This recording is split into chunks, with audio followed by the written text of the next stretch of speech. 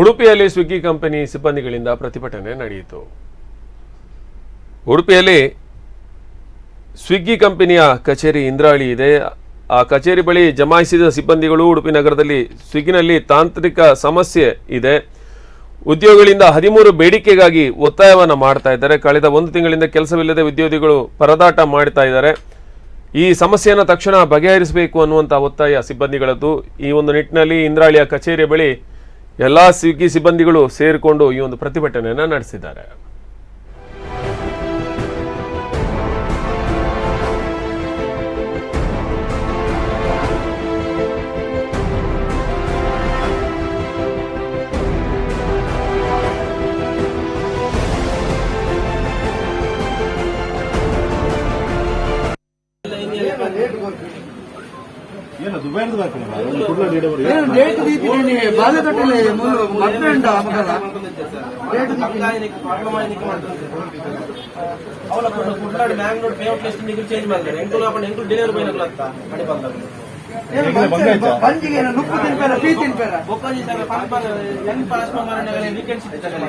Midland